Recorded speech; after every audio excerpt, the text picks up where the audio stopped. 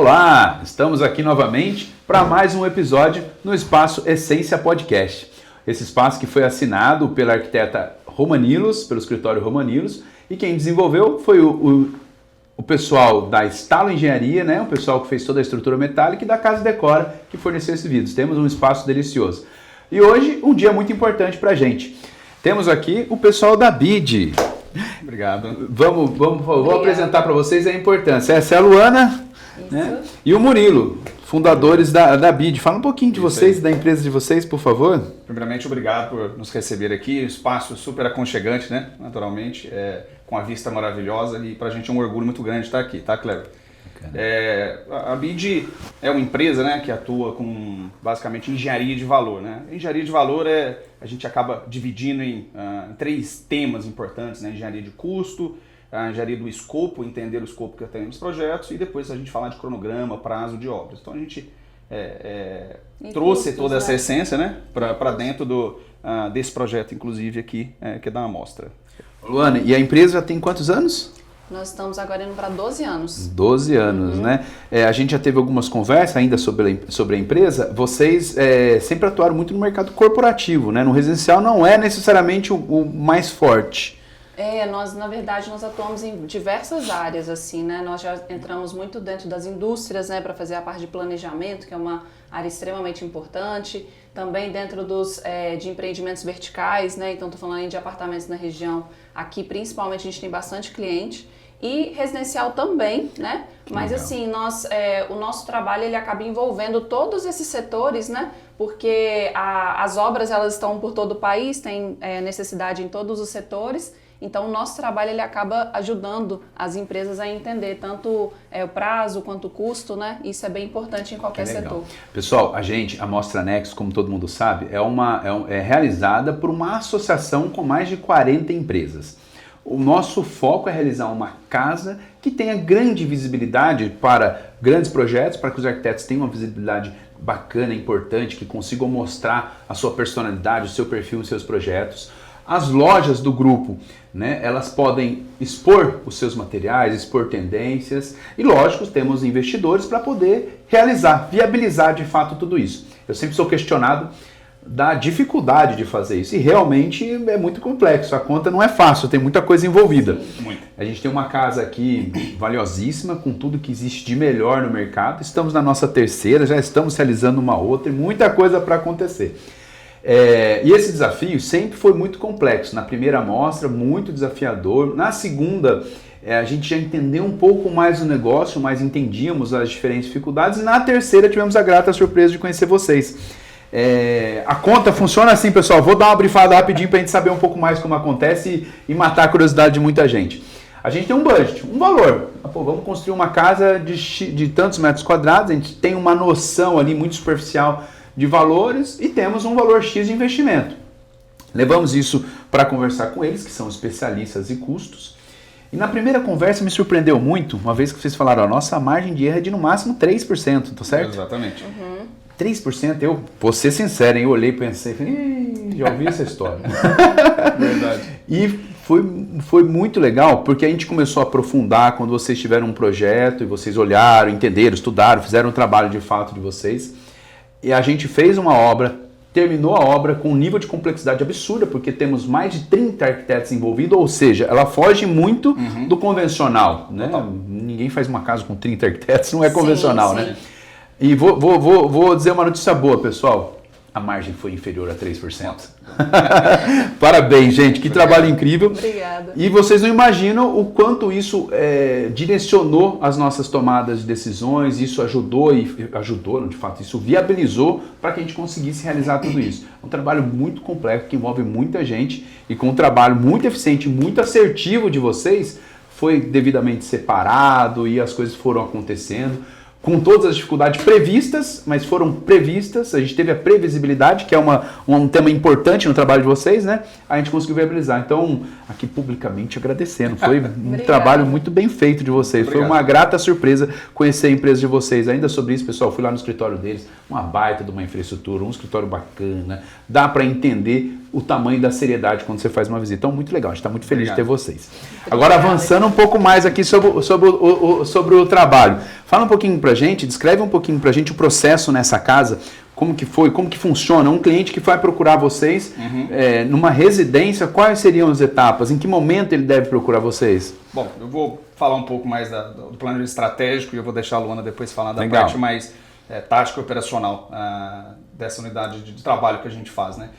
Falando da Nex específica dessa casa, para quem não é do segmento pode entender, uma casa dessa deve ter 600 a 700 insumos diferentes. O que a gente está vendo aqui, às vezes o superficial ali, a olho nu, não reflete a quantidade de insumos.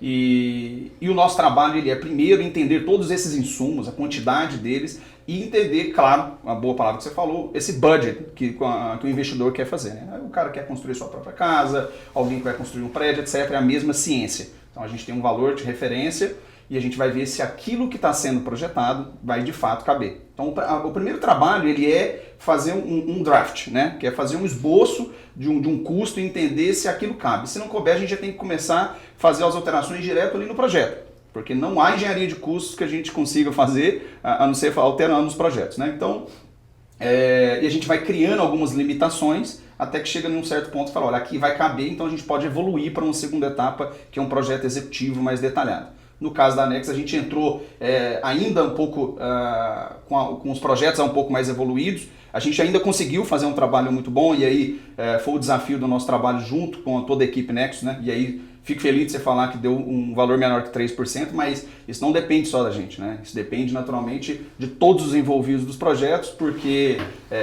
existem muitos stakeholders, né? Influenciadores para dentro do projeto, os projetistas, os fornecedores e naturalmente a engenharia por trás. Existem diversas formas de ser construída essa casa, como qualquer outro empreendimento. As tipologias de fundação, os tipos de blocos, as estruturas que serão adotadas, os vãos que vão ser feitos, etc. Então são soluções de engenharia que a gente consegue, às vezes, olhando para um projeto e usamos muito essa palavra no escritório, que é estressar o projeto e ver se ele cabe para dentro. Então, de forma bem resumida, esse foi o nosso trabalho. A gente entrou em um momento que ainda existia possibilidade de trabalhar nos números e a gente apresentou soluções e vocês juntos, né, acaloramos essas soluções para chegar num denominador que fosse válido para o investidor. E é legal isso, assim, falando para o público leigo, para quem está construindo de fato, essa previsibilidade, ou que te permita tomar decisões no momento certo, é muito importante, né? A gente teve várias reuniões no meio do caminho, para ajustar a rota, que isso faz parte, né? Como você colocou, tem muitas variáveis uma casa dessa, o tempo todo ela é uma casa viva, né? Muita coisa acontece e de fato a gente foi enxergando isso no meio do caminho e o que foi muito legal é que a gente foi ajustando aqui. Exato. Então todas as decisões foram norteadas por aquelas planilhas, aquele trabalho legal que você apresentou pra gente e no dia a dia a gente conseguiu contornar por isso, né, Luana? Sim. É porque, na verdade, o trabalho ele é importante não só a nível de planejamento, nós estamos falando também a nível de controle. Então, existe o trabalho do orçamento que ele acontece, como o Murilo falou, em momentos diferentes do projeto. Então, quando você ainda tem um projeto que vai ser aprovado, então você ainda tem uma liberdade de alterar. E quando o projeto evolui, você tem os executivos, então você acaba tendo definições maiores e você consegue ter um orçamento mais assertivo. Só que à medida que a obra inicia, a gente precisa fazer essa etapa de controle. Então, não estou mais falando de orçamento, né? Então, aquelas reuniões que a gente até fez durante o caminho, foi justamente por isso. Para a gente poder analisar se aquele planejamento estava sendo bem seguido e você ainda tem tempo de você tomar alguma decisão se caso ocorrer algum desvio, né? E aqui a gente está falando de uma obra que ela teve duas etapas bem importantes, que foi a primeira etapa que a gente fala dos revestimentos cinza, que é definido aí pela fundação, estrutura, esses acabamentos que não são os acabamentos finais, que são os secundários, que os arquitetos estavam muito bem envolvidos. E essa segunda etapa, que era a etapa de interiores, né? Então a gente teve esse cuidado mesmo de analisar aquilo que era possível alterar e aquilo que a gente não gostaria de alterar, principalmente, que é essa beleza, né, que a casa hoje a gente consegue visualizar, que é fruto do que os arquitetos fizeram em cada ambiente, né? Quero pegar uma oportunidade, Kleber, se me permite. A Luana foi muito feliz de uma frase aqui agora. O nosso trabalho ele não vem para simplesmente cortar custos, porque existe uma sincronia entre engenharia e arquitetura. Né? Nós como engenheiros até falamos, nossa, eu jamais teria capacidade técnica para desenvolver um projeto tão bonito como esse. Né? Então o nosso trabalho ele é trazer informações para o grupo que toma decisões, e aí eu estou falando da gestão e os projetos, para que continue mantendo a beleza da casa, mudando soluções de engenharia. Isso que é interessante. Porque seria tão simples, eu quero fazer uma casa muito mais barata, a gente vem aqui, acorta todos os custos, etc. E aí chega leviano, não é assim. Não é sobre isso, né? A forma da gente atuar é em concordância com a manutenção da beleza do projeto. É o que eu disse, assim, né? O tempo todo a gente foi tomando as decisões norteado por aquilo que a gente estava conversando. Então, vários ajustes de rota. Sim. E isso foi, de fato, muito importante para a gente, porque, como eu falo, é muito complexo fazer isso aqui. É muito complexo, é muita coisa envolvida, muita gente envolvida. Então, ter esse direcionamento foi sempre muito importante para a gente, muito legal. Mais uma vez, né, tem uma questão curiosa. Eu sou arquiteto também de formação, eu tenho empresa no setor da construção há mais de 20 anos, né, como diretor do Nexus, e tudo acontece, e olha só, né, eu me coloco numa situação de não necessariamente leigo, porque vivo esse mundo, mas eu não conhecia o trabalho de vocês ou de empresas como vocês. Então, quando a gente fala de empreendedorismo, porque o Nexus é empreendedorismo, e chegamos a oportunidades, é muito legal ver a empresa de vocês.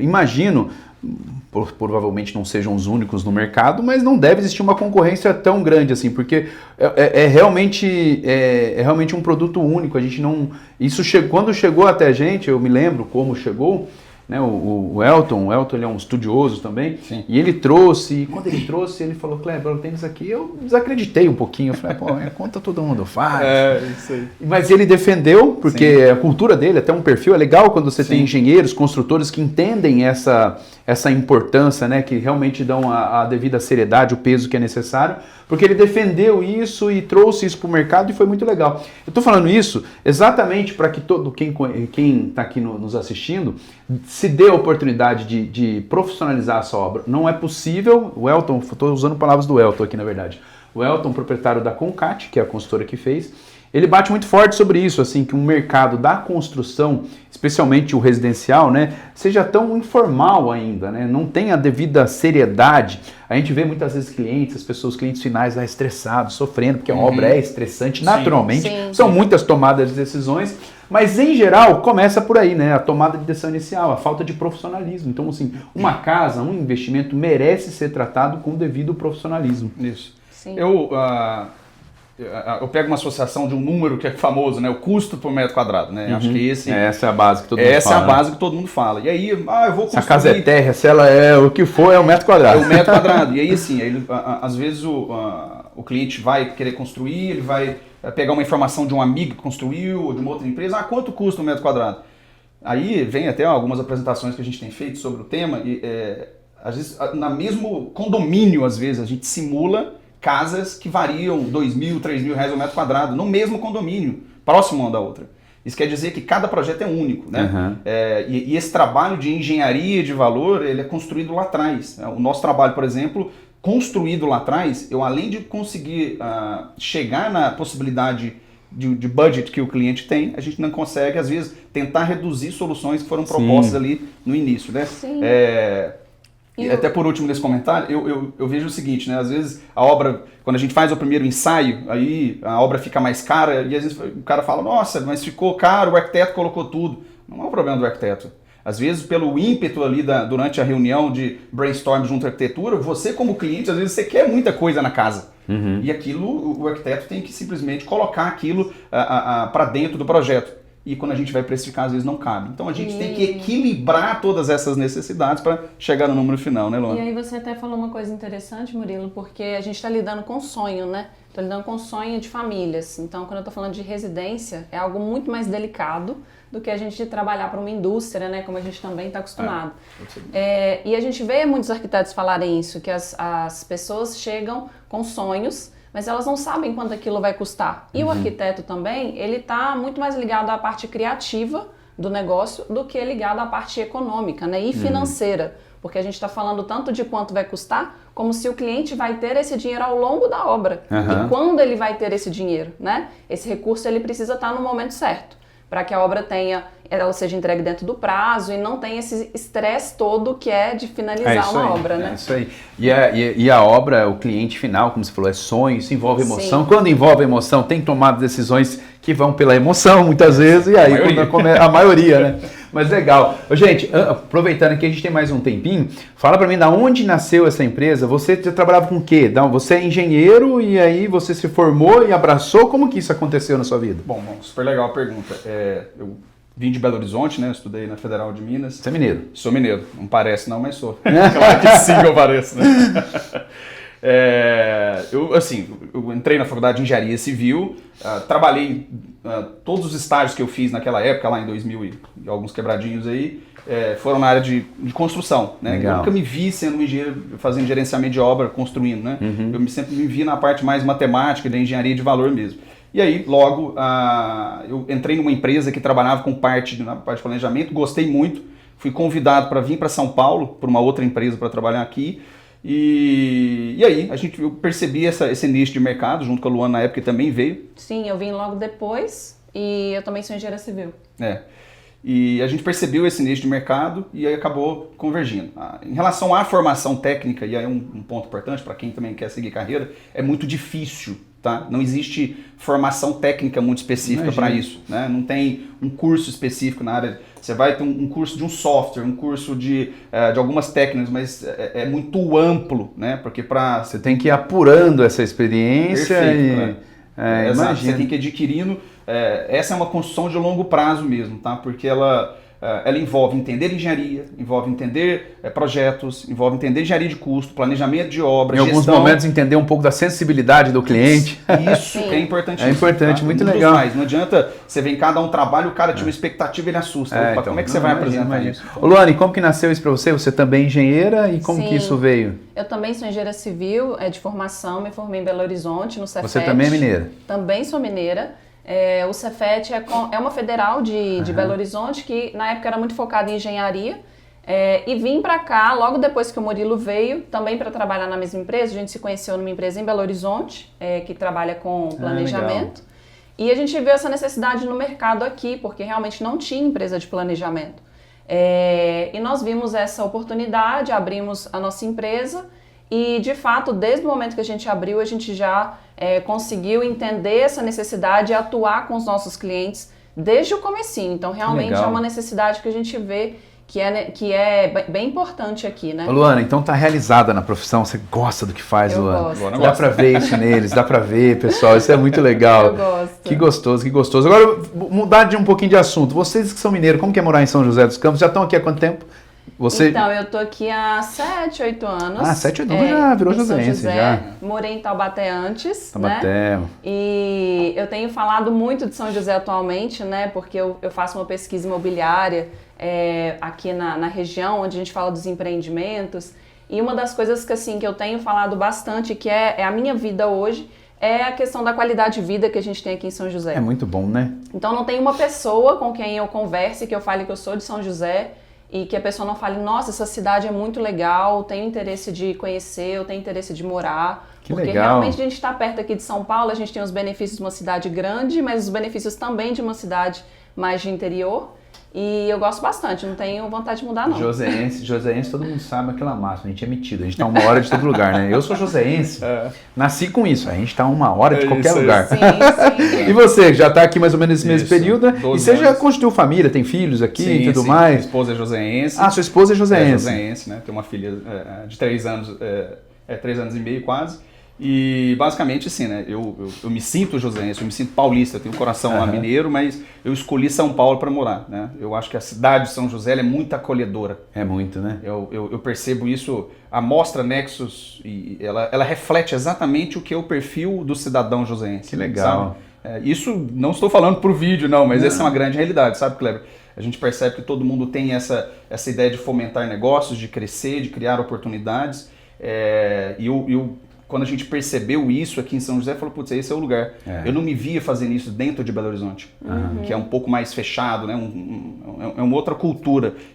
Em São José, não. São José, todo mundo tem uma perspectiva de crescimento, abrir novos negócios, conhecer novos trabalhos. E isso para quem vem de fora... É legal, né? Nossa, foi muito importante. E que gostoso ouvir isso de você. A gente, como joséense, de fato, a gente realmente tem esse entendimento.